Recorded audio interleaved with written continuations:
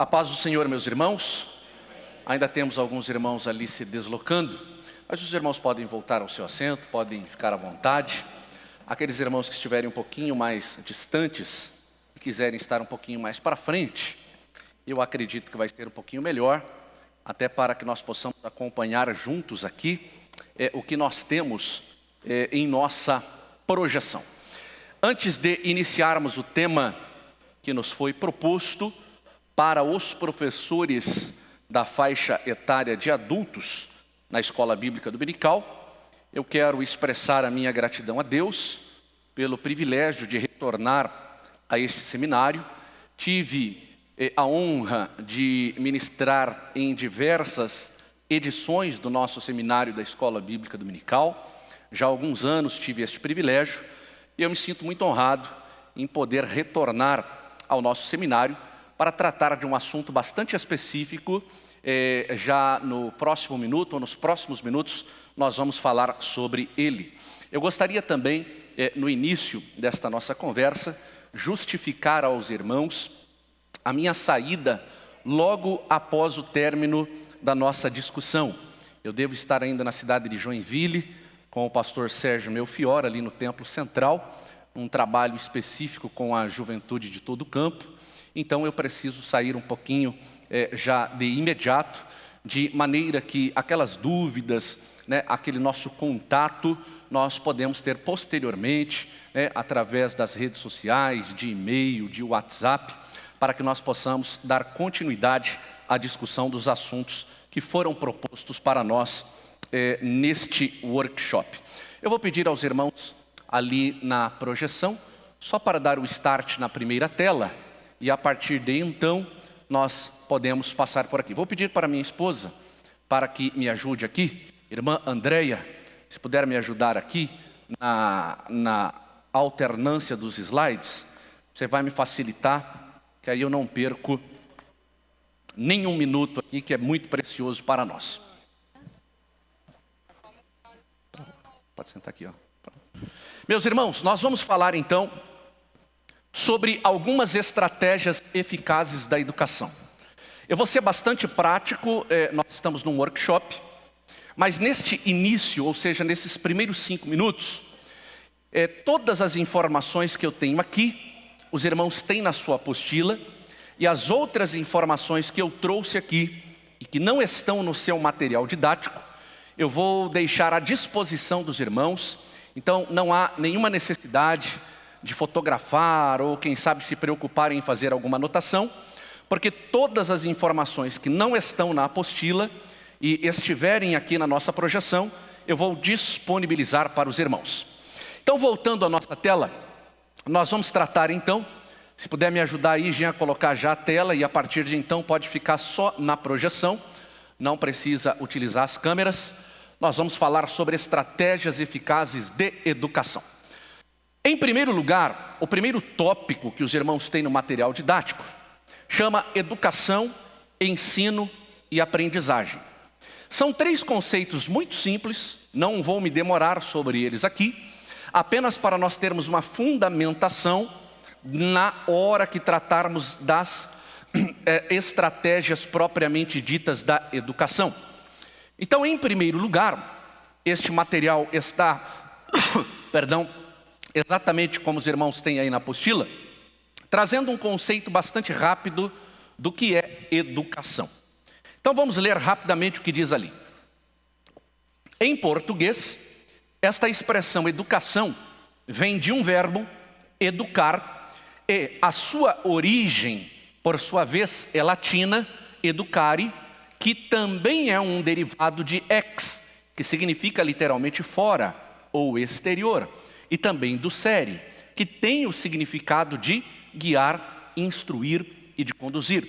Quando nós falamos em educação, nós estamos falando de um processo que guia, que instrui e que conduz. Se no ambiente da Escola Bíblica Dominical, como professor, eu não conseguir guiar um aluno, instruir um aluno e conduzir um aluno, eu não estou cumprindo o processo de educação propriamente dito. Segundo conceito, vamos andar. A educação cristã, ela tem um detalhe, um diferencial, quando comparada com o conceito de educação propriamente dita. Educação cristã, esta informação você tem também no seu material didático, ela não se limita apenas na informação e também na formação do indivíduo. Ou seja, no processo educacional, eu não só falo, eu não só uso a minha voz como um instrumento que, entre aspas, despeja um certo conteúdo ou uma quantidade de informação. Mas é necessário, é obrigatório que no processo educacional e no processo de educação cristã exija transformação de quem nos ouve com vistas ao exercício de uma vida em toda a sua plenitude. É inadmissível no processo de educação cristã alguém que nos ouve sair da mesma maneira que chegou. Na prática, todos os nossos alunos da escola bíblica dominical, depois da ministração de um conteúdo da nossa lição, devem obrigatoriamente saírem melhores do que entraram. O que acontece na prática, ou seja, no nosso dia a dia, e isto não só na escola dominical, mas em qualquer culto ou reunião que nós participamos, é muito comum, a partir da perspectiva da tradicionalidade, nós participarmos de um culto, por exemplo, e não experimentarmos no término do culto uma transformação. Grande parte de nós já se acostumou, já se habituou a participar de um culto, de maneira que entramos, participamos e não mudamos em absolutamente nada, em especial no que diz respeito ao nosso comportamento cristão. Então, quando nós falamos em educação cristã, obrigatoriamente, nós estamos falando em um processo que guia, que capacita, que instrui, que ensina, e o resultado final é a mudança comportamental de quem nos ouviu. Ficou claro isso? Amém? Para frente. Quando nós falamos em educação cristã, esta informação também está na sua apostila, nós falamos da transmissão obrigatória de um professor cristão, que obrigatoriamente prega sobre verdades cristãs, baseadas na Bíblia, para que a vida do aluno seja transformada. Eu não posso, por exemplo, na escola bíblica dominical, convidar um excelente palestrante que não seja cristão. Por quê? Por melhor que seja a sua desenvoltura pedagógica, se ele não é cristão, ele não tem as credenciais para colocar em prática um processo educacional cristão. O mesmo funciona no culto.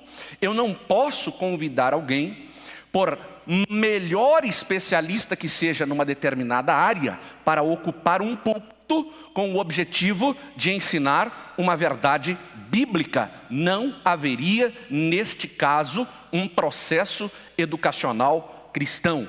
Quem dá aula na escola bíblica dominical é crente. Quem prega no púlpito da igreja obrigatoriamente deve ser um cristão. Para frente. O ensino, você também tem esta informação no seu material didático, é na verdade uma transmissão de conhecimentos e competências. Se nós pudéssemos conceituar em apenas uma palavra, quando eu falo em ensino, eu falo numa capacidade de instruir alguém. Então, educação, eu já entendi o seu conceito. Agora eu estou falando em ensino. É a possibilidade que permite eu compartilhar aquilo que eu sei com quem não sabe. Então aqui a gente já pode extrair na nossa atividade prática, eu vou voltar a falar sobre isso daqui a pouquinho, a impossibilidade de se ensinar alguma coisa que eu não sei.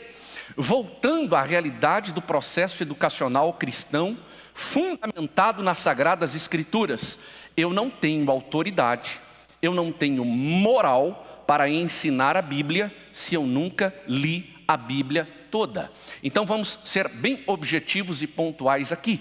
Eu conheço muitos obreiros que nunca leram a Bíblia.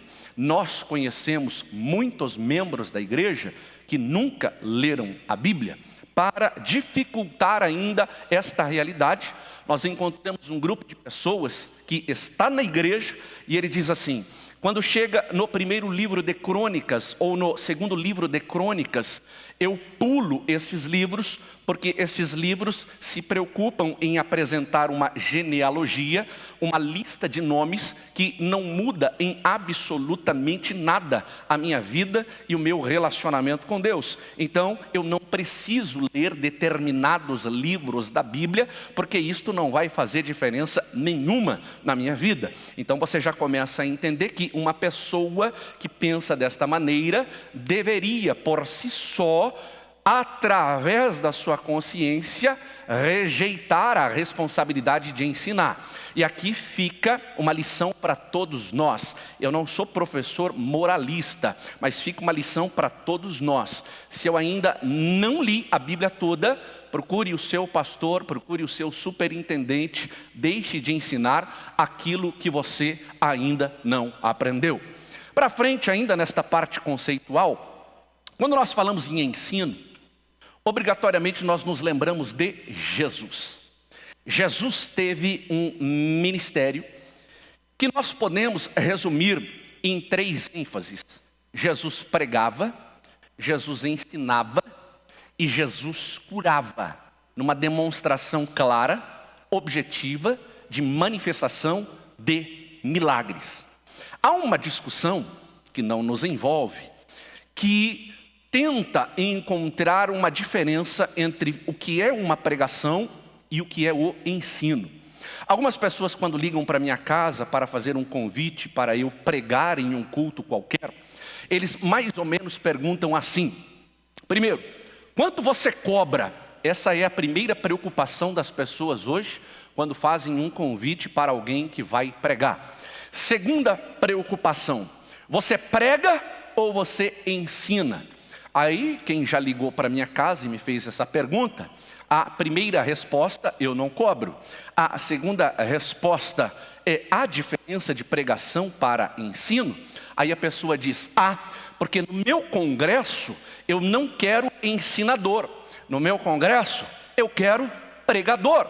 Aí, educadamente, você já elimina aquela possibilidade. Então eu, Eliel, não sirvo para o seu congresso, porque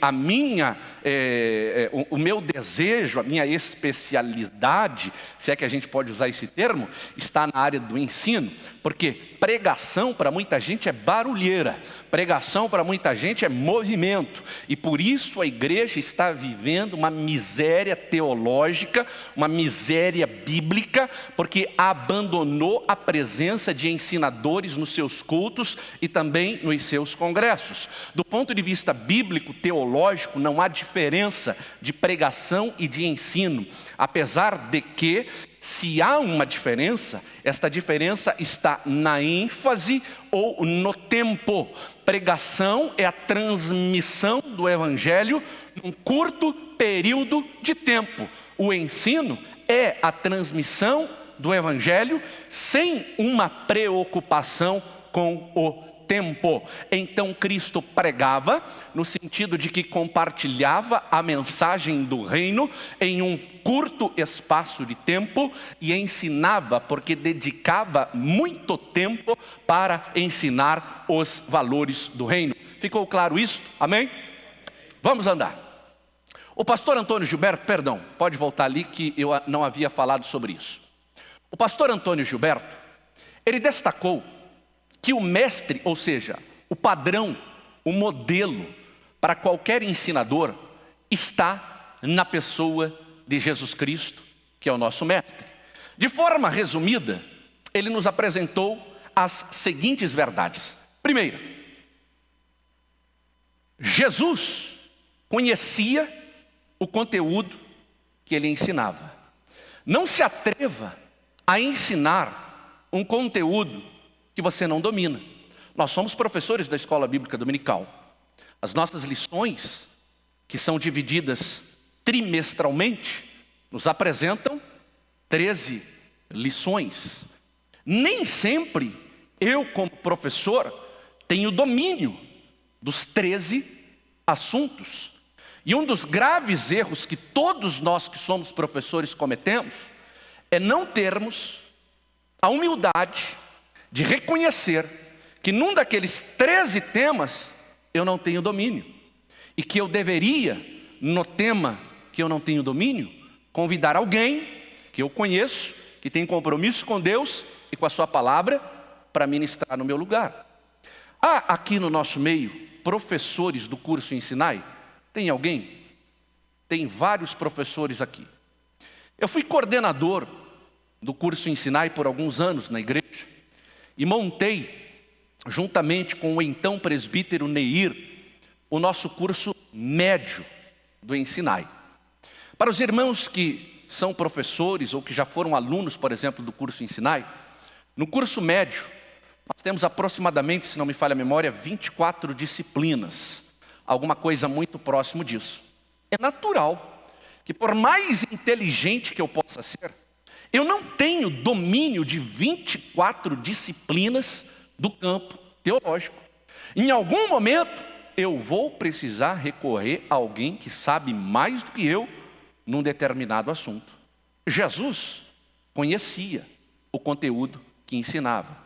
Os nossos alunos, quando olham para nós, no início de uma aula de escola bíblica dominical, ou no início de uma aula de um curso teológico de qualquer nível, ele sabe se você tem conteúdo ou se você está literalmente enrolando ele naquele momento. Como você identifica a ausência ou a pobreza de conteúdo? Excesso de testemunho. É pecado dar testemunho na aula da escola dominical? Não. O testemunho complementa o ensino fundamental da Escritura. Ele não pode ser o fundamento da aula, porque senão eu faço uma inversão de valores e o princípio da reforma protestante da sola Escritura é deixada de lado. A experiência não pode ter mais valor do que aquilo que está registrado na Bíblia. O aluno já começa a identificar excesso de testemunho. Muitos desses testemunhos nunca aconteceram, foram criados, foram inventados para surpreender, para impactar, para gerar uma emoção no meio das pessoas que estão nos ouvindo, porque nos falta um conteúdo. Mas Jesus também era modelo, porque ele ensinava verdades bíblicas de maneira muito simples e muito clara. Nós precisamos ter cuidado, eu digo nós, que temos um envolvimento um pouco mais intenso e mais profundo do que a maioria dos membros da igreja, eu gosto de chamar isso de exibicionismo teológico. Nós temos um hábito, quando estudamos ou entendemos alguma coisa no campo diferencial, de nos exibirmos nos púlpitos. Eu estava percebendo, por exemplo, que é muito comum nas pregações, em especial pregadores da minha geração mais novos, que gostam de surpreender as pessoas ou de impressionar as pessoas que estão os ouvindo. E esses exibicionistas teológicos geralmente querem navegar numa área que eles pouco conhecem. Por exemplo, eles gostam de navegar nas línguas originais da Bíblia. Eles decoraram 6 ou 7 significados de expressão ou de expressões no hebraico e no grego, e tentam de alguma maneira impressionar as pessoas como se eles soubessem ou tivessem domínio desta linguagem bíblica. Mero exibicionismo teológico. Grande parte das pessoas que ouvem algumas explicações mais aprofundadas nas línguas originais não têm interesse ou não conseguem compreender o que está sendo ensinado. Se existe uma frustração, e isto faz parte de todos nós, é você ouvir uma pregação que você não entendeu absolutamente nada. Agora imagina, você está na escola bíblica dominical, levantou num domingo de manhã, um dia que você poderia estar descansando, para chegar numa aula, para ouvir um exibicionista teológico contar meia dúzia de palavras que ele decorou e não tem domínio, não tem conhecimento, e para terminar, nada foi mudado e nada foi transformado na sua vida. Então Jesus ensinava de maneira simples. Ensinar de maneira simples não é falar bíblia, não é falar assembleia, é você ter uma linguagem que as pessoas te entendam, de maneira que na igreja nós precisamos ter a consciência que ao lado do irmão mais estudado, com o maior grau de instrução, pode ter uma pessoa sem nenhum conhecimento educacional. E nós, como agentes da educação cristã, temos a obrigação de fazer com que a pessoa mais simples saia com o mesmo volume de entendimento do que aquela pessoa que tem um nível educacional maior. Você entendeu isso? Pode dizer amém? Jesus variava o seu método de ensino conforme a ocasião e conforme os ouvintes que ele tinha. Eu já vou falar daqui a pouquinho sobre flexibilidade na hora de ensinar. Ah, mas eu preparei um PowerPoint para dar aula. Sim. E se na hora que você for dar, ou no momento em que você for dar a sua aula, acabar a energia e não ter mais PowerPoint, você vai ter flexibilidade para ensinar sem o recurso audiovisual? Sim ou não? Isto é variar o método. Jesus sabia qual era o tipo de ouvinte. Eu conto lá na Faculdade Cristã de Curitiba, para os nossos alunos, de uma experiência que tive ao visitar um culto infantil em uma congregação aqui em Curitiba. A professora reuniu as crianças de 4, 5, 6, 7 anos de idade. A mais velha ali não tinha mais do que 10 anos de idade. E ela disse assim: hoje vocês vão aprender sobre concupiscência da carne. Meu irmão, eu tenho 42 anos de idade. Eu tenho dificuldade de entender o significado da palavra concupiscência. Você imagina uma criança de 5 anos de idade olhando para uma professora, sabendo que ela vai aprender sobre concupiscência da carne. Ela não vai compreender. Ah, Ilhéu, então você está dizendo que a gente não pode ensinar isso para a criança? Pode. Mude a linguagem, mude a expressão. Você precisa saber com quem você está falando. Isso não acontece só com criança, isso acontece nas classes de irmãos mais maduros. Então, é muito comum, por exemplo, um professor jovem que tem domínio, por exemplo, de uma linguagem atual que envolve tecnologia, redes sociais, e vai para uma classe de irmãos e irmãs de idade mais avançada. Vai usar termos, estrangeirismos, palavras em inglês ou outro idioma, né? Falar de recursos e aparatos tecnológicos que não fazem parte da realidade daquelas pessoas. Então, Jesus variava, mas ele também conhecia, tinha a sensibilidade de usar uma linguagem que as pessoas o compreendiam. Para frente. Ele ensinava sobretudo através do seu exemplo. Isto é, a sua vida era pautada na obediência ao seu pai. Nem vou me demorar para falar sobre isso. Se você ensina alguma coisa que você não faz, você vai ser reprovado por quem te ouve. E com o advento das redes sociais, você vai ser ridicularizado em algum momento por ensinar alguma coisa que você não vive na sua vida. Jesus ensinava, sobretudo com graça, com autoridade e com poder divino. Se não tivermos graça, não teremos autoridade espiritual.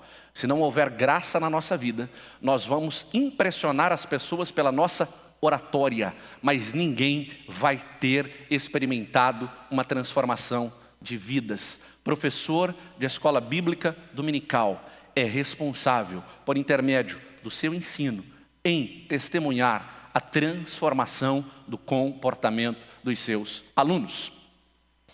Vimos o que é educação, vimos o que é ensino e encerramos esta parte inicial trazendo o conceito de aprendizagem.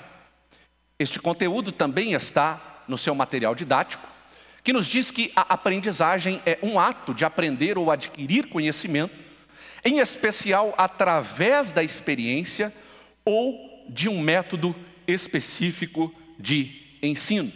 Então, quando nós falamos em educação cristã, nós estamos falando em um processo de ensino-aprendizagem. O que significa isso? Um processo onde obrigatoriamente existe um professor que compartilha o seu conhecimento com um aluno, que é o agente influenciado por intermédio do compartilhamento de uma informação que gera por si só uma aprendizagem. O segundo ponto, eu estou correndo aqui porque são questões mais conceituais e eu quero me demorar nos últimos pontos do nosso material. É a questão da didática. E este é o nosso grande desafio como professores. E a didática, ou a boa didática, obrigatoriamente deve fazer parte das nossas estratégias de educação. Esta palavra didática, ela provém de uma palavra grega, didaké, que no nosso idioma significa uma arte de ensinar. Quem primeiro lhe deu essa definição foi o educador alemão Wolfgang Hatke, que você está vendo ali a reprodução da sua imagem. Ou seja, é uma expressão considerando o período da existência da humanidade recente. Quando eu falo em didática, eu estou falando em uma arte que me proporciona a possibilidade de ensinar alguém. Adiante. Esta palavra criada por este alemão, ela foi popularizada por um pastor, também educador tcheco, chamado João Comênio. O João Comênio, na verdade, propôs, através de uma metodologia específica, um modo de ensinar que seria impossível não se conseguir bons resultados. Então, quando eu falo em didática, eu falo de uma arte. Mas quando eu falo de uma arte, eu falo de uma possibilidade metodológica. Então, por exemplo, o que é metodológico na didática? Você não dá aula de costas para os seus alunos. Você não fica falando com os seus alunos de costas. Por exemplo, quem usa um quadro negro ou uma lousa que seja eletrônica, daqui a pouquinho eu vou falar sobre ela, você tem que evitar, por exemplo, ficar de costas. A didática diz que se você estiver, por exemplo, com um casaco ou com um paletó, você não pode estar com ele aberto à hora de dar aula, ele precisa estar fechado. A didática diz que você precisa falar bem alto, que você pode ficar falando muito baixinho, que você tem que ter uma facilidade na sua dicção. Ela te dá algumas instruções para você melhorar a sua dicção. A didática te ensina a gesticular. A didática diz para onde você joga uma mão, põe a outra, onde você coloca um pé, onde coloca o outro pé. A didática diz, por exemplo, que você não deve usar tanta letra como eu uso nos meus slides. A didática diz assim, ninguém tem paciência de ficar lendo PowerPoint. A didática vai dizer assim, usa mais figura do que letra, porque letra vai trazer um cansaço. Ou seja, ela vai te dando uma série de exemplos que vão te ajudando e que vão te facilitando na transmissão do seu conhecimento. Para frente. Existem alguns elementos que são didáticos. Este material não está aí na sua apostila. E eles se dividem basicamente em 6. Então, indo direto a eles, pode ir já para a próxima tela. Os primeiros elementos são chamados de objetivos. O que são elementos objetivos didáticos? Eles se dividem em 2 situações. Primeiro, um objetivo geral, onde eu vou expressar os resultados finais esperados, e um objetivo da unidade, que vai expressar os resultados específicos. Vamos pensar na lição da Escola Bíblica Dominical. Quando você abre a lição da Escola Bíblica Dominical, a lição do mestre, ela já te diz qual é o objetivo. E a maioria de nós lê o objetivo para os nossos alunos, e no final da aula, os alunos não conseguem identificar se você alcançou ou não este objetivo. Eu penso assim, existem alguns desafios na nossa vida cristã. Nós participamos dentro de uma liturgia tradicional assembleiana, depois da execução dos hinos congregacionais, da leitura bíblica oficial. Nós temos no nosso culto um momento específico de leitura bíblica oficial. Eu já fiquei na porta desta igreja, aqui do Templo Central, alguns anos atrás, com papel e caneta na mão, perguntando para os irmãos que participaram do culto, depois do culto, qual foi o texto bíblico lido naquela situação. Então vamos pensar assim, um culto que começa às 19 horas, mais ou menos 19h20, 19h25, vai ter sido realizada uma leitura, correto? Sim ou não? Sim, 7h25.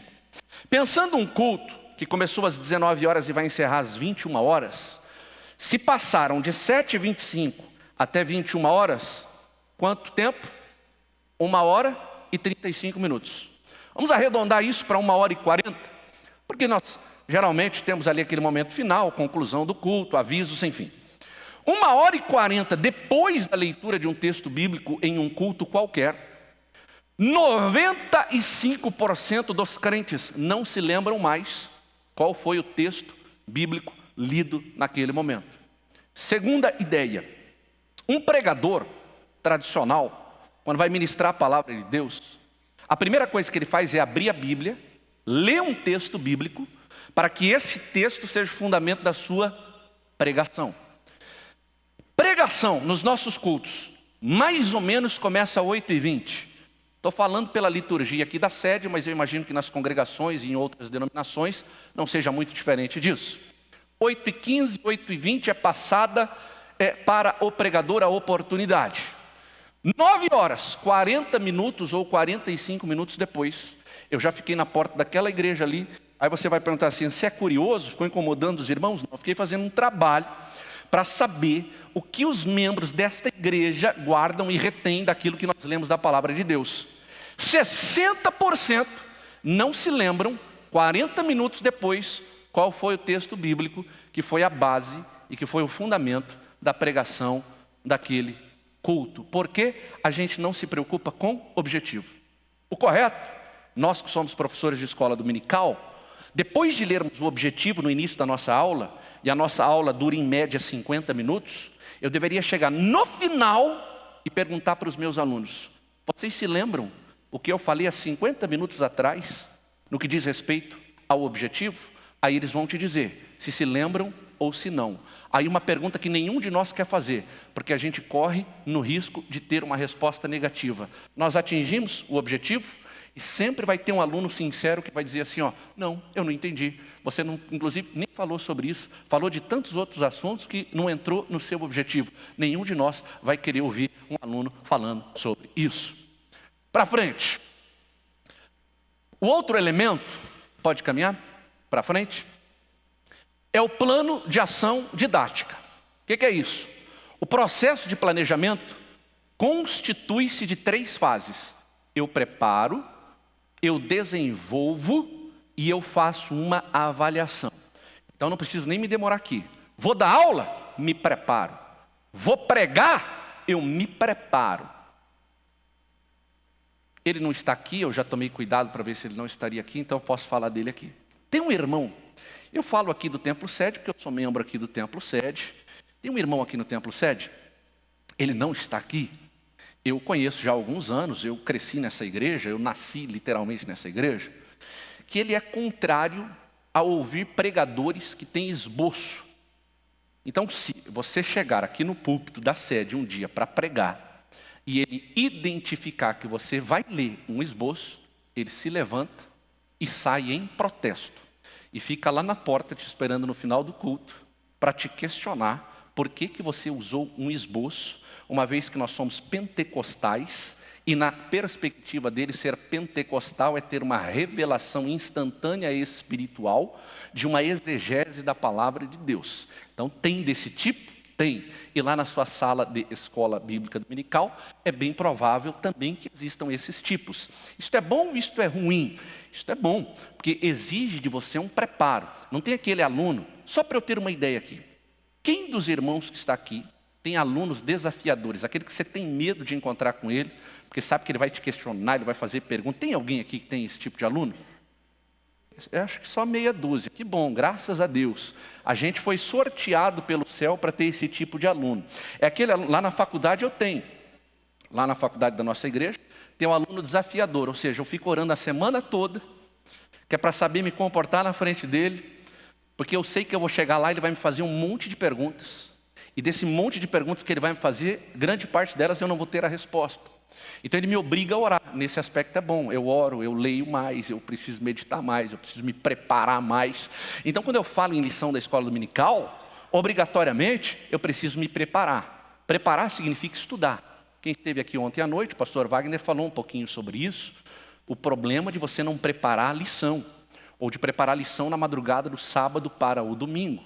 Ou quem sabe nem se preparar, chegar em frente aos seus alunos, coloca ela bem na frente, que nem olha para eles, né? Fica ali lendo, quando acabou não tem ninguém na sua frente. Mas eu creio que isso aqui não é o nosso problema. A gente precisa, como elemento didático, observar o desenvolvimento. A nossa lição nos facilita demais, ela já traz as divisões, são 3 divisões, são 3 tópicos, ela já traz as subdivisões, de maneira que facilita muito didaticamente a nossa explanação. E avaliação, que eu já vou falar daqui a pouquinho sobre ela. Pode correr? O terceiro elemento são os métodos ou técnicas. Eu já vou falar sobre os principais métodos que estão sendo utilizados nos dias de hoje. Podemos andar mais um pouquinho? O quarto elemento é o conteúdo. Também vou falar já no próximo capítulo sobre a importância da seleção do conteúdo que será ministrado. O quinto elemento pode passar isso aqui, eu vou passar todo esse material para os irmãos, aí tem bem explicado quais são os critérios que são usados no conteúdo, aí os irmãos podem ler com um pouquinho mais de calma. O quinto elemento didático é o binômio professor-aluno, e o sexto é a questão da avaliação, que eu já vou trazer aqui alguns exemplos sobre como a gente pode fazer isso.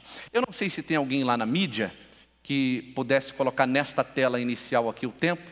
Me parece que todos foram já tem lá. Jean, você pode colocar para mim o tempo aqui? Só para eu saber, por favor, para eu não me perder aqui. Vamos adiante. Esse material também eu vou deixar todo para os irmãos lerem com bastante calma, que não está no material disponibilizado para os irmãos. E aqui eu quero falar, agora sim, especificamente, sobre educação e o uso da tecnologia na escola bíblica dominical. Vamos adiante. Eu vou apresentar aqui 5 novidades que já estão disponíveis na área educacional. Esse material também está disponibilizado aí na sua apostila. Essas novidades eu peguei neste site chamado Somospar, que é uma plataforma educacional, ou seja, é uma plataforma na internet que auxilia professores no mundo secular, não cristão, mas que nós podemos aprender ou extrair algumas lições muito importantes que podem ser aplicadas no ambiente cristão. Vamos lá.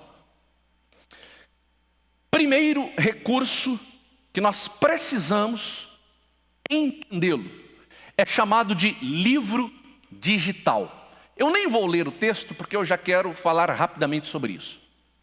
O mundo está mudando. Queira você ou não, ele já mudou. Enquanto nós estamos experimentando alguma coisa na área tecnológica, hoje, amanhã isto já terá ficado obsoleto. Deixa eu começar por alguns exemplos mais simples para a gente terminar no livro digital. O celular é uma realidade na vida de qualquer indivíduo da nossa sociedade. Se eu perguntar aqui agora, eu não vou fazer isso para não constranger ninguém. Se eu perguntar aqui, quem trouxe a sua Bíblia? Pode levantar a sua Bíblia? Eu creio, não precisa levantar não, era só um teste. É que professor de escola dominical perguntar se ele trouxe Bíblia, né? Até um exagero, né? Então, grande parte de nós levantaria a nossa Bíblia, como alguns dos irmãos fizeram aqui. Se eu perguntar quantos trouxeram um celular, eu creio que nós teríamos mais celulares do que Bíblias hoje aqui. Alguém vai pensar, misericórdia, o mundo está acabando. É anúncio da volta de Jesus. Calma, a situação mudou. Muita gente hoje usa o conteúdo que está aqui na Bíblia, aqui. E nós temos um choque de cultura. E nós precisamos ter discernimento para trabalhar no choque de cultura. Eu estava num culto esses dias, e o irmão disse assim, liguem as suas Bíblias. Eu pensei, como é que liga a Bíblia? Se eu me acostumei desde muito cedo a ouvir a expressão, abra a sua Bíblia. Nessa expressão, abra a sua Bíblia, por favor, no primeiro livro de Samuel, capítulo 18, você abre a sua Bíblia.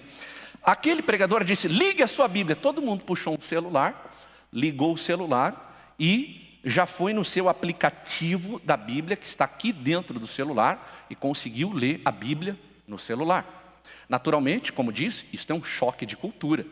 Eu estive numa igreja onde o pregador não levou a Bíblia e chegou com o celular debaixo do braço, como a gente carrega a Bíblia. Ele não perdeu o hábito de colocar aqui embaixo, né? Hoje poucos até colocam, eu sou de uma época, e os irmãos mais antigos aqui, mais do que eu, onde esse era um comportamento muito significativo. Você, né, o crente que põe a Bíblia debaixo do braço e vem para a igreja. E ele chegou no púlpito só com um celular e colocou o celular assim. Eu, que sou novo, que não tenho problema com tecnologia, achei muito estranho.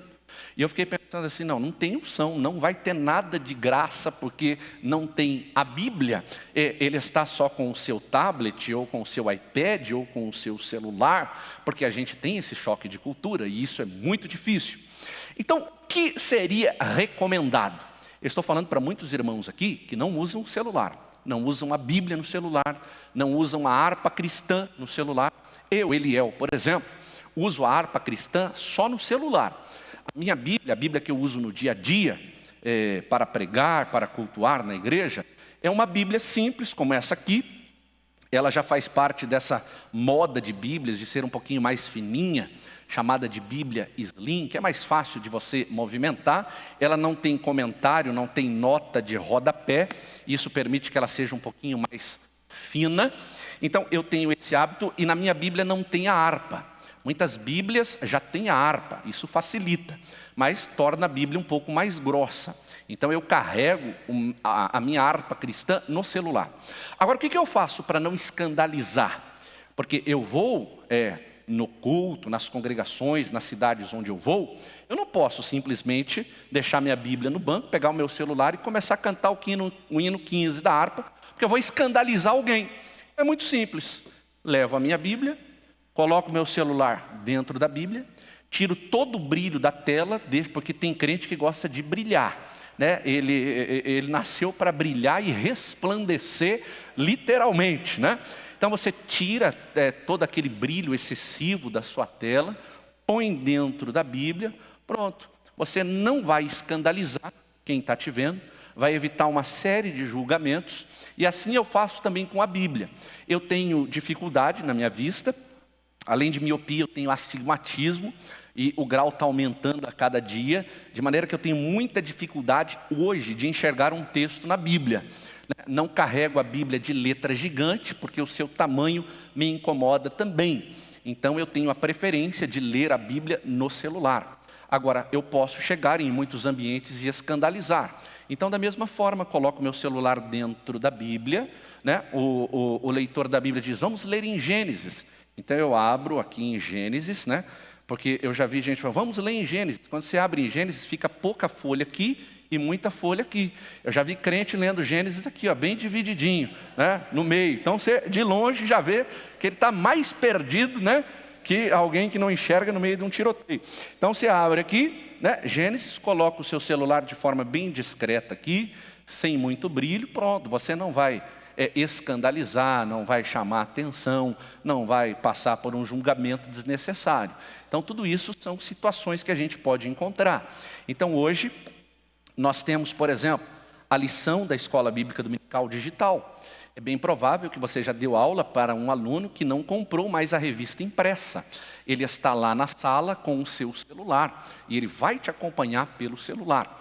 E os livros estão se tornando cada vez mais digitais. Você está vendo ali uma fotinho de um Kindle, que na verdade é um dispositivo tecnológico, onde você compra livros na internet. Você não vai mais a uma livraria.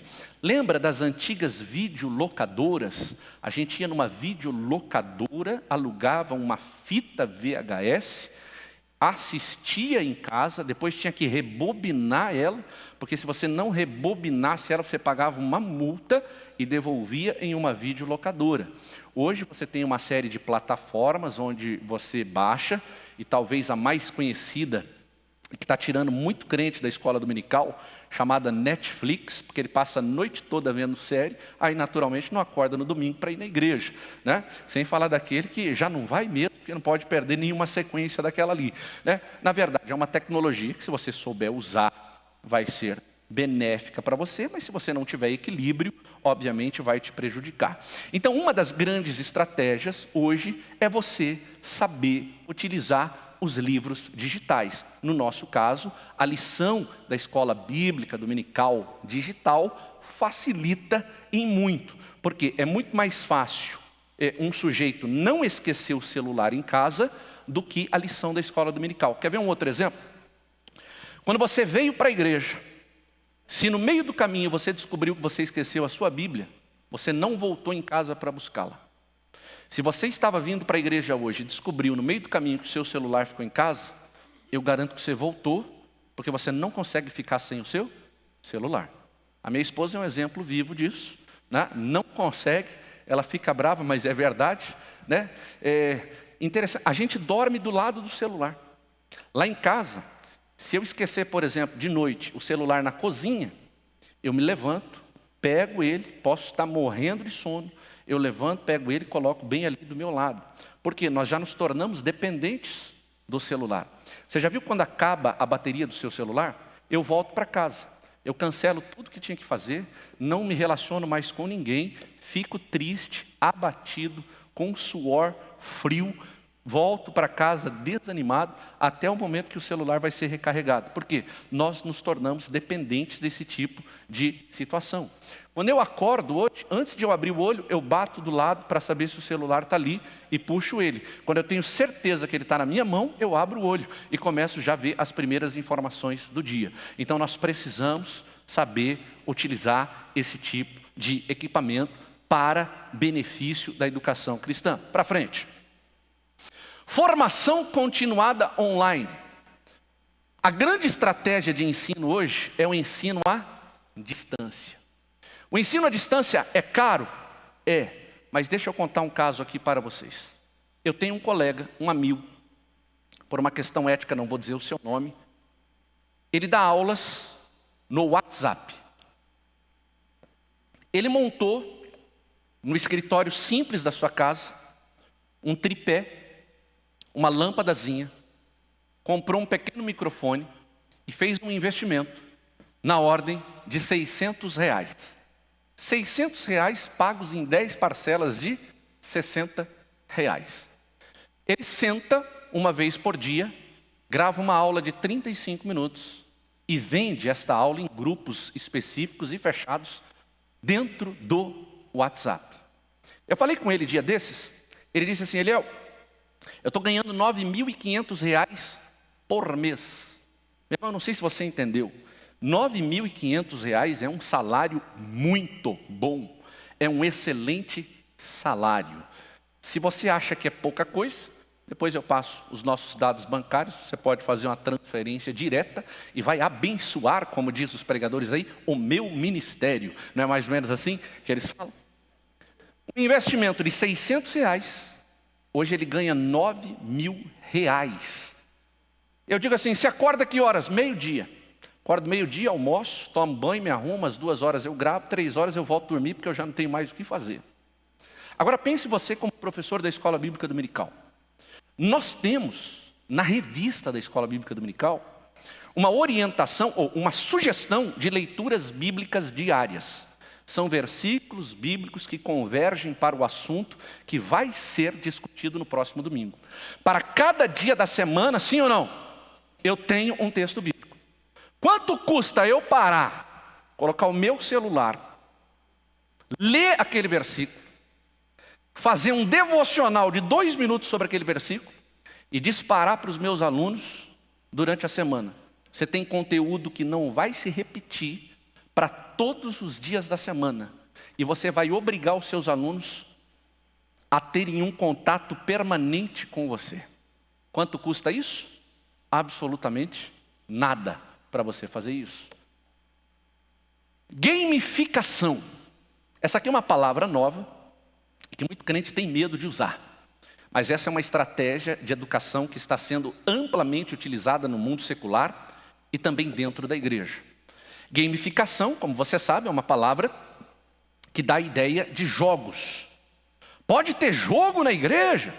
Calma, vamos explicar exatamente o que significa a gamificação. Por exemplo, Um caso bastante conhecido na nossa realidade eclesiástica foram as maratonas bíblicas. Quem se lembra de ter participado de uma maratona bíblica aqui pode levantar a mão?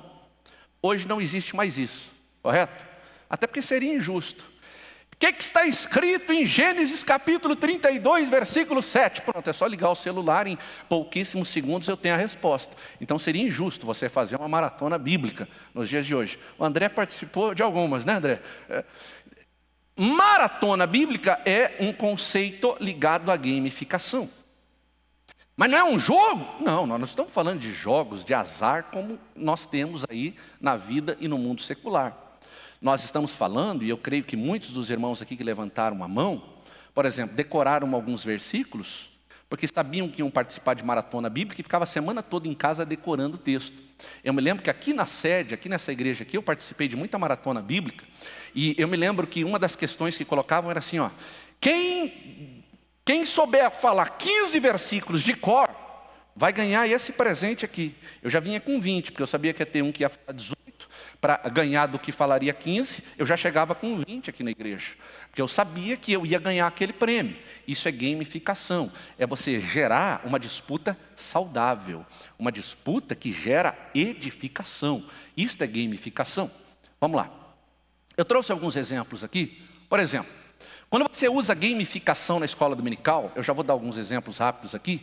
Você tem competição, sadia, cooperação, aplicação de fases, entrega de prêmios, entre outras circunstâncias que estão envolvidas nesse tipo de situação. Ah, mas eu vou levar videogame para os alunos? Não, não é isso que você vai fazer, não é isso que nós estamos falando aqui. Você vai levar desafios. Então, por exemplo, quando você faz uma dinâmica de grupo lá na sua classe de escola bíblica dominical, você está usando um conceito de gamificação. Ou seja, você está despertando no aluno a vontade de ele fazer alguma coisa para que o processo de ensino-aprendizagem de fato se realize naquela situação específica. Alguns conceitos também são verificados na gamificação. Isso aqui não está na sua apostila, mas depois você vai ter esse conteúdo. Por exemplo, quando você tem gamificação, você consegue estabelecer missão ou desafio. Quando você cria, o grande problema que nós temos, todos nós na escola dominical, é que a gente restringiu ou limitou a ação da escola dominical aos 50 minutos que nós temos de aula no domingo. E esquecemos que a gente pode se relacionar com os alunos durante todos os outros 6 dias da semana. Por exemplo, eu posso criar, mas os meus alunos já são de idade. Quem disse que a faixa etária dos mais idosos não gosta de ter missões, de ter desafios, de ter ocupações, de fazer alguma coisa? Eles também se interessam com esse tipo de atividade. A pontuação, quando você cria desafios com fases, todas as vezes que você compartilha uma atividade com os seus alunos, com os alunos da escola bíblica dominical, que você vai premiar e você faz fases, você está usando o conceito de gamificação. Quando você cria ranking de acordo com a pontuação, quando você cria cenários onde de fato esses games, quando eu digo esses games, essas dinâmicas acontecem, e quando você premia. Na escola bíblica dominical é muito simples você premiar. Geralmente a gente usa só algumas questões, por exemplo, a classe que trouxe mais visitante vai ganhar um prêmio. A classe que teve a maior oferta vai ganhar um prêmio. Mas se lá dentro do meu grupo eu tenho grupos competindo de maneira saudável entre eles, eu também posso presenteá-los. Eu posso dar uma Bíblia, posso dar um livro, posso dar um presente que esteja voltado para o nosso segmento. Existem competências que são desenvolvidas na gamificação. Por exemplo, você consegue proporcionar interatividade, gerar criatividade, pensamento próprio, persistência, senso de urgência. Uma competição, como falamos, saudável, gera disciplina dentro de tantas outras coisas que você pode realizar lá dentro da sua classe de escola dominical. Quais os benefícios da gamificação? Por exemplo, ameniza a dor do ensino. O que é dor do ensino? É o que você está sentindo aí agora. Tem que me ouvir falar por 1 hora, sem parar. Se você tem uma atividade dinâmica, essa dor ela desaparece. O tempo passa mais rápido, é mais prazeroso para quem está participando daquele processo receber aquele conteúdo. O aluno deixa de ser prisioneiro do conteúdo, prisioneiro no sentido de que ele deixa de ficar só lendo ali a lição. Se tem uma coisa triste é você chegar numa sala de escola dominical e encontrar um professor que fica só lendo a lição e não traz nenhuma informação adicional para aquilo que está escrito ali. Proporciona novos modelos, tolera erros, porque quando você tem um ambiente de gamificação, ele traz um conceito de um game lá de fora. Ou seja, lá fora, quando você está num ambiente de game e você erra, você morre, né, essa expressão, você tem a possibilidade de voltar, você ganha mais uma vida, tem 3 vidas, 3 estrelinhas, 4 estrelinhas, de maneira que no processo de gamificação, o aluno ele sente assim, não, eu não consegui ler os textos que foram propostos durante a semana, mas lá na gamificação, quando descobriram que ele não leu, o professor vai dizer, não, então na próxima semana, tolerei o erro. Tolerar o erro não é você compactuar com o erro, é você dar a possibilidade de ele não errar mais. Então, ele sabe, não consegui ler os versículos semanais, mas na semana que vem, eu tenho a oportunidade de ler cada um deles. Vai estimular, vai melhorar o foco, vai conseguir medir o desempenho de cada um e vai melhorar a assimilação entre a teoria e também a prática. Uma outra estratégia possível é o uso de rede social. Rede social você precisa saber utilizar. Dificilmente você vai encontrar alguém que aceitou Jesus por causa de uma rede social. Você já viu alguém que chegou no dia de batismo na igreja e disse assim, não, eu quero testemunhar que eu tive um encontro com Jesus, lendo o perfil do Facebook do irmão tal, e hoje eu estou aqui para me batizar depois de um processo de discipulado? Não. Então é muito difícil. Você vai ouvir muitos teóricos dizendo que as redes sociais é o melhor púlpito para você pregar. Isso não é verdade. Ele pode te auxiliar, ele pode te ajudar, mas nada substitui o relacionamento pessoal. Quanto custa você criar um grupo de escola bíblica dominical no WhatsApp? A maioria dos professores não tem. Quando tem, ficam compartilhando informações desnecessárias. Quadrinho, bom dia, boa noite, boa tarde, né? Mensagens motivacionais que copia dos muitos sites de frases, florzinha que pula, coração que pula, aquele negócio todo, foge do propósito. Então você pode criar um grupo com os seus alunos, onde você vai compartilhar o seu vídeo devocional, falando do versículo do dia, trazendo uma explicação rápida, lembrando que quanto mais objetivo você for, quem aqui assiste vídeo de 20 minutos que recebe no WhatsApp? Nenhum de nós. Quando você recebe um vídeo desse, você já põe o dedo e já arrasta lá no final, que é para saber como ele vai terminar a sua palavra. Então, a gente precisa ser muito objetivo naquilo que a gente fala em rede social. Mas a rede social pode te ajudar muito nesse sentido. Apenas para os irmãos terem uma ideia, como as pessoas usam esses dispositivos, eu trouxe aqui de forma bem resumida o resultado da pesquisa realizada por este grupo chamado Millward Brown. Pode ir para frente, para a próxima tela. Estão vendo lá em cima uma televisão? 113 minutos está escrito lá. O que é que significa isso? Nas 24 horas do dia, um brasileiro, ele passa aproximadamente 113 minutos assistindo televisão. Aquela pesquisa chegou também à seguinte conclusão.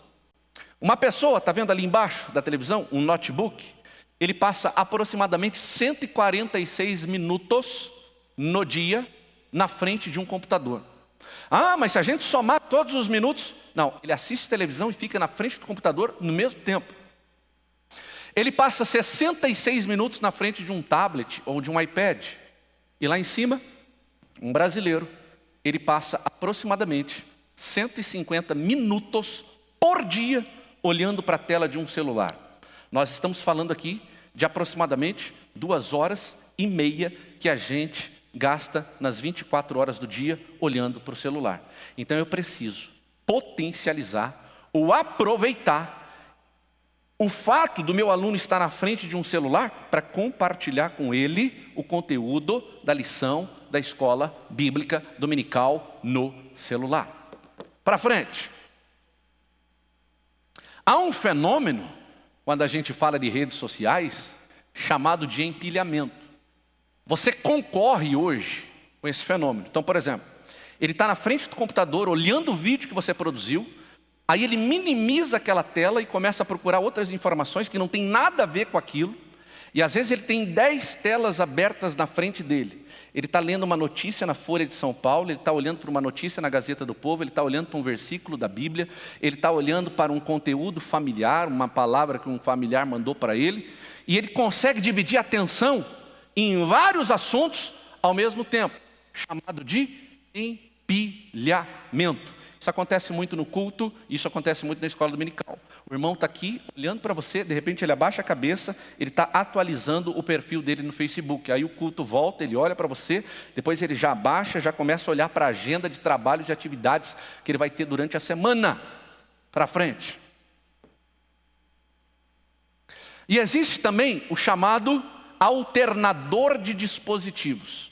O alternador, ele é muito simples de você identificar. O sujeito está assistindo a televisão, aí acabou de se falar de um assunto que ele gostou muito e mudou de assunto. Ele abandona a televisão e vem para o celular. Então isso acontece, por exemplo, na escola dominical. Está falando de um assunto polêmico, interessante, de repente você mudou o assunto, o aluno não queria ter mudado de assunto, ele se desliga de você, ele vem para o celular e começa a procurar uma informação mais profunda sobre aquilo que você falou. Então nem sempre o aluno que está te ouvindo é mal educado, porque tem muito aluno, por exemplo, que você está falando, ele está no celular, ele não está nem aí para a sua aula, ele está navegando em outros conteúdos, mas tem muita gente, por exemplo, que está olhando para você, você falou de um assunto que ele gostou tanto, que ele vai parar de olhar para você, e vai procurar no celular mais algumas informações. Isso aqui é muito comum, por exemplo, quando você fica falando muita referência bíblica. Tem aluno que não vai acreditar que você decorou todo aquele tanto de referência bíblica e vai confirmar para ver se é verdade o que você está falando. Também vai ter aluno que vai procurar onde você copiou no Google o esboço da sua pregação, o esboço da sua aula, só para te confrontar depois. Então você tem que tomar cuidado com esta alternância de dispositivos, porque em algum momento ela pode se voltar contra você. Para frente. E a avaliação online. Cada vez mais, por exemplo, na Faculdade Cristã de Curitiba, nós temos o nosso curso de teologia na modalidade à distância. Hoje eu não corrijo mais prova. O aluno já marca o xizinho lá, faz a sua prova, quando chega para mim já chega com a nota dele corrigida, porque o próprio computador corrigiu a nota dele, eu nem preciso corrigir. E muitas escolas dominicais, eu estive alguns anos agora no Nordeste, num seminário grande, e conheci programadores lá na cidade de Parnamirim, que é a região metropolitana de Natal, a igreja dirigida pelo pastor, que é nosso comentarista da lição das escolas dominicais, pastor Elinaldo Renovato. Eu conheci um programador lá, que ele é especialista em pegar o conteúdo da lição e fazer uma provinha dela de forma digital. Os irmãos sabem que no final de cada lição nós temos um questionário, e aquele questionário pode ser utilizado ou não, a maioria não usa aquele questionário, né? Mas é muito interessante a utilização daquele questionário. Mas nós não teríamos tempo para chegar em casa, corrigir questionário, ler cada um daquele lá. Então ele programa aquele questionário de maneira que os alunos podem, não sei quanto custa isso, mas não deve ser assim tão difícil de você fazer isso. São as avaliações online. E por último, eu quero tratar nesses minutos que ainda temos, sobre algumas vantagens do uso de tecnologia no ambiente educacional. Preste atenção. O fato de você usar tecnologia, você precisa colocar numa balança para ver o que é benéfico e o que não é benéfico. Nem todo tipo de tecnologia vai te ajudar. Então tem gente que imagina, se na minha sala de escola dominical tivesse PowerPoint, as minhas aulas iam ser diferentes. Nem sempre. Quer ver um caso onde a tecnologia te atrapalha? Por exemplo, aqui na sede, nós temos essas duas telas aqui. Então os irmãos já perceberam que quando a gente tem um culto, às vezes as câmeras passam nas pessoas. Aquilo desvia a atenção das pessoas. Então tem muita gente, por exemplo, eu sou responsável pela área de comunicação aqui da igreja, então todas as mensagens que vêm para a igreja eu que leio. Então já estou dizendo isso aí para quando você escrever uma mensagem para a igreja, você já sabe que fui eu. E o pastor Edgar também lê os nossos e-mails, né, pastor Edgar? Que chegam lá para nós. Então eu e o pastor Edgar aqui sabemos exatamente o que chega aqui. E não é só coisa boa que chega aqui não. Aí às vezes alguém, para de filmar só quem está no púlpito, eu quero ver quem está na igreja. Aí você tem que explicar para ele, não, o nosso objetivo não é ficar mostrando quem está na igreja. Vou contar um negócio aqui só para os irmãos, hoje a gente não está transmitindo. Eu tive um problema aqui no Templo Central. Um senhor me procurou no final do culto e disse assim, olha, eu não sou crente, eu não sou membro dessa igreja, eu tenho uma amante. Mas eu gosto de vir aqui no culto de terça-feira. E eu sento com ela ali e a câmera esses dias passou e um filho meu viu. E eu precisei explicar para ele. Aí, olha que situação. Primeiro que você tem que explicar para ele que ele está em pecado, que ele está errado, que ele vai para o inferno se ele continuar com essa prática. Percebeu a situação? A tecnologia atrapalhou.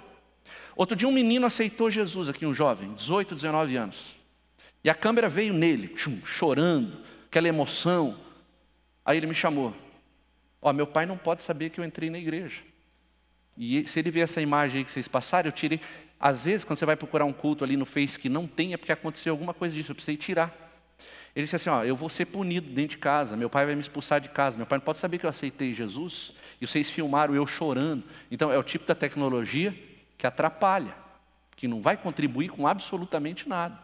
Então a gente precisa ter um equilíbrio no uso desse tipo de coisa. Vamos lá.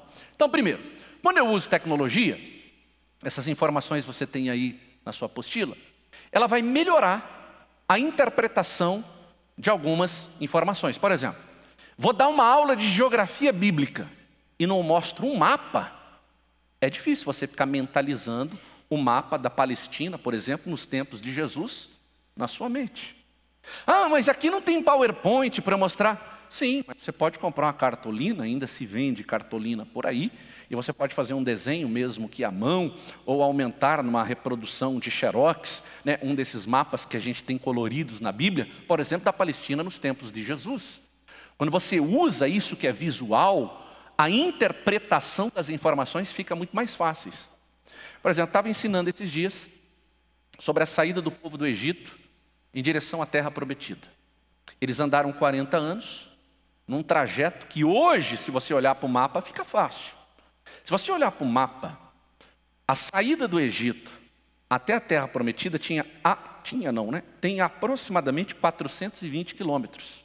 É como sair de Curitiba e chegar em São Paulo.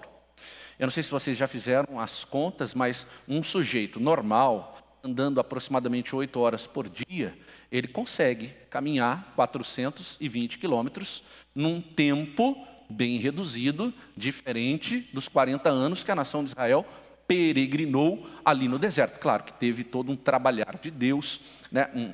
um desenvolvimento pedagógico de Deus em relação à nação de Israel. Mas fica muito mais fácil olhar para um mapa hoje, se você colocar numa linha reta, se você pegar um GPS e traçar o ponto da saída do Egito até a Terra Prometida, você consegue fazer de carro em 8 horas. Porque a nação de Israel demorou 40 anos para fazer. Ou seja, a tecnologia deixa as coisas mais fáceis de você compreender, se você souber usar bem isso.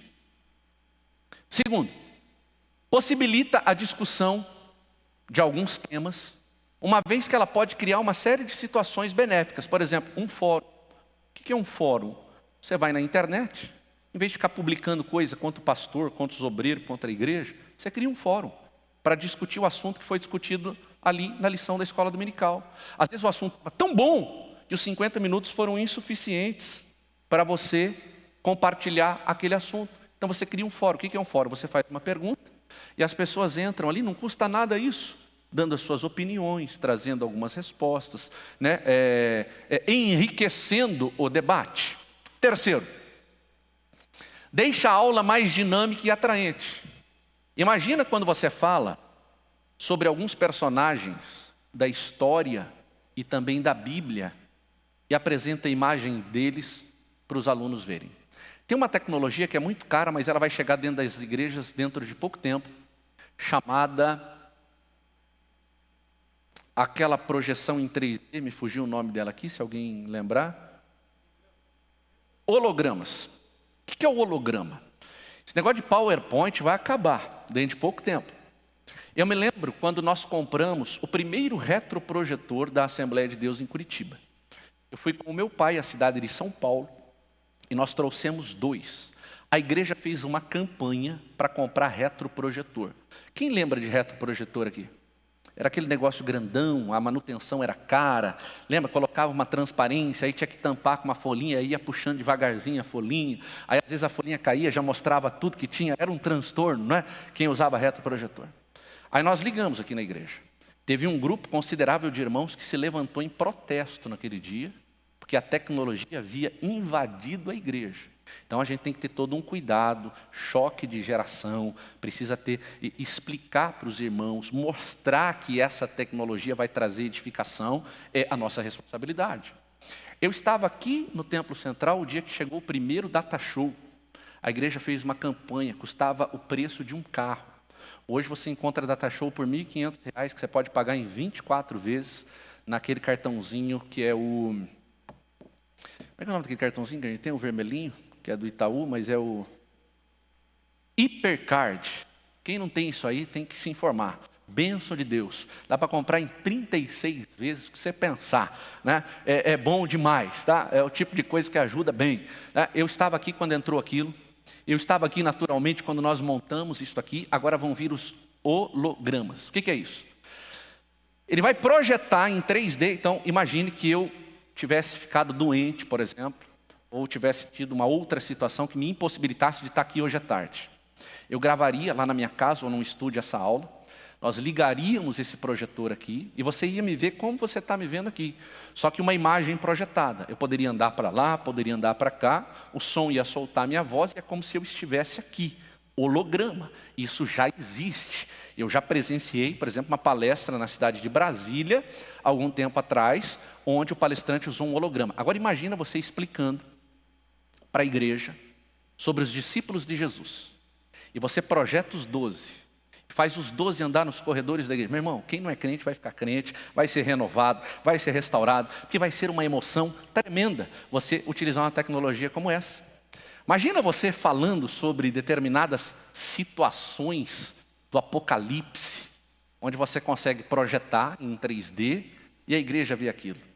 Eu duvido que alguém vai sair da mesma maneira que chegou. São tecnologias que já estão à disposição, por exemplo, o holograma. É muito caro ainda, a gente não tem condições de comprar essa tecnologia, mas dentro de pouco tempo, aqueles que estiverem vivos testemunharão esse tipo de coisa, enriquecendo a nossa aula, enriquecendo o nosso ensino. Então, imagina, um pastor, um obreiro, tá? Responsável por uma igreja. Ele consegue, por exemplo, marcar de estar no domingo de manhã em todas as congregações de Curitiba ao mesmo tempo. Porque hoje, por exemplo, o que é possível? O responsável pela escola dominical, ele pode gravar uma mensagem e cada congregação pode soltar isso lá no PowerPoint da igreja. Mas é aquela coisa estática, lá seca, distante. Agora imagina o irmão Jorge, grava aqui num estúdio da igreja, a gente solta domingo em todas as congregações de Curitiba, como se ele estivesse no púlpito, andando, falando com as pessoas. Claro que quando você for abraçar ele, você vai abraçar o vento, porque é só uma projeção de lâmpadas e de luzes. Mas você já parou para pensar na emoção, André? De abraçar o irmão Jorge assim, ó, no ar, né? Pegando ele ali. São possibilidades que vão acontecer dentro de pouco tempo. Vamos lá, eu tenho 5 minutos e nós precisamos terminar. 4. O uso da tecnologia facilita a organização das informações. Eu tenho uma coleção de revistas da Escola Bíblica Dominical. Revistas impressas. Não todas, mas da década de 90 para cá eu tenho todas elas. Elas ocupam uma parte considerável da estante que eu tenho. Já quase não tenho mais espaço para guardar tantas revistas da Escola Bíblica Dominical. Tem alguém aqui que guarda essas revistas? Eu acho que a maioria aqui. Tem alguém que há mais de 20 anos tem ali todos os... Tem alguém aqui? Pastor, mais um irmão lá. Bastante irmãos aqui têm esse hábito aqui. Então tem um volume, eu faço isso há 20 anos só. Tem irmãos que fazem há mais de 20 anos. Então você imagina o espaço. Então não tem. O que eu comecei a fazer?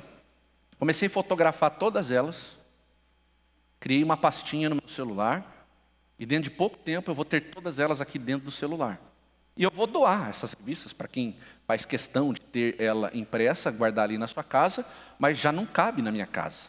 Então é o tipo da tecnologia que me facilita. Eu vou ter todas as revistas dos 20 anos que eu guardei dentro de um único celular, sem ocupar muito espaço. E isso facilita para quem já compra a revista digitalizada, né, os periódicos da CPAD digitalizado. Você consegue organizar de uma maneira muito especial esse material sem ocupar muito espaço. Para frente. 5º, tecnologia estimula o autodidatismo. Você não precisa esperar uma aula acontecer Porque você pode ligar o seu dispositivo e imediatamente estudar aquele conteúdo. Sexto, reduz a evasão. Salas de aulas atrativas e conteúdos envolventes diminuem evasão de alunos, abandono da prática do ensino. Sétimo, inclui os diferentes tipos de alunos.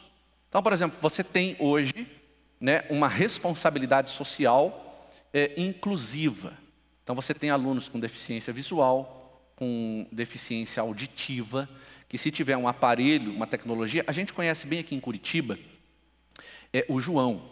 O João, se eu não me engano, ele é da congregação do Sabará. Não sei se tem alguém aqui, que é um jovem dalmátice, deficiente visual. Se ele não for, eu acho que ele é do Sabará. Tem alguém aqui que conhece o irmão João? Alguém conhece um jovem nosso aqui que canta? Ele é de qual congregação? Sabará ou Santana, né? Eu acho que é do Sabará. Então, quem conhece o irmão João, que é um jovem bastante conhecido aqui da nossa igreja em Curitiba, ministra louvores, ele tem o perfil dele no Facebook e no Instagram, e ele é cego, ele é deficiente visual. Quando eu curto, por exemplo, uma foto dele, ele manda uma mensagem para mim. Ele diz: Eliel, eu já vi que você curtiu, eu já ouvi o comentário, porque aquilo que eu escrevo para ele se transforma em áudio e ele ouve. Se não tivesse esse aparato tecnológico, ele estaria isolado, ele não conversaria com ninguém, ele não falaria com ninguém. Vamos lá, para frente. E agora, em 2 minutos, apresentando rapidamente quais são as principais tecnologias. Pode pular essa tela aqui, já vai para a próxima que eu termino aqui. Primeiro, as plataformas de ensino estão se tornando cada vez mais acessíveis e cada vez mais baratas. Você está vendo ali, essa é a plataforma da nossa Faculdade Cristã de Curitiba, onde a nossa faculdade disponibiliza os cursos tecnológicos. Eu sou professor de uma plataforma que é bastante conhecida no Brasil, que chama Academia de Pregadores. Alguém já ouviu falar sobre isso aqui? A Academia de Pregadores é um curso que a gente gravou e pôs na internet. Hoje tem 24 mil alunos em 44 países. Imagina o que a sua escola bíblica dominical pode fazer.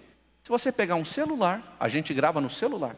Você pega um celular, põe lá, grava todos os professores de todas as faixas etárias e disponibiliza o conteúdo deles numa plataforma.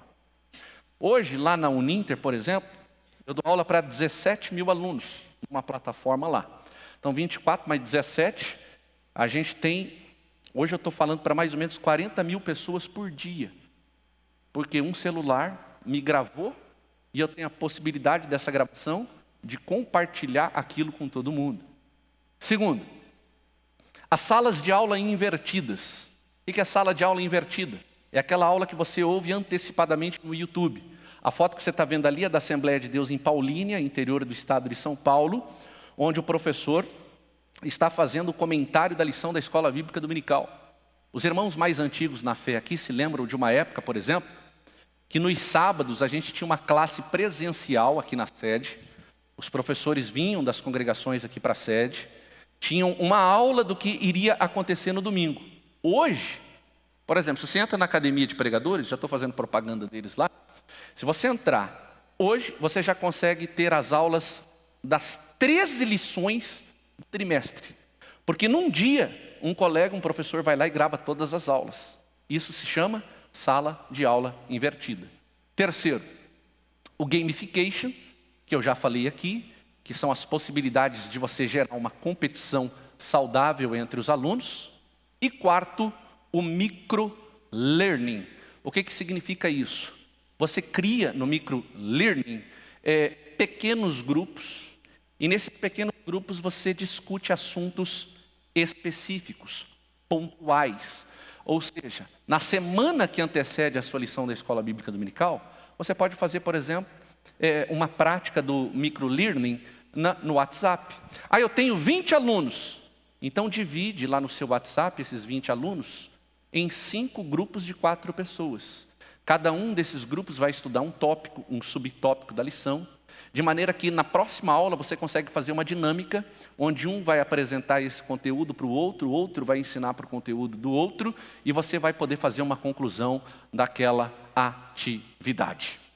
Eu espero que essa discussão tenha despertado em todos nós o interesse em melhorar o nosso conhecimento, trazer à nossa consciência a necessidade de que somos educadores cristãos, com o compromisso de ensinarmos a palavra de Deus para os nossos alunos, e que esse compromisso possa de fato ser executado com excelência para a glória do Senhor.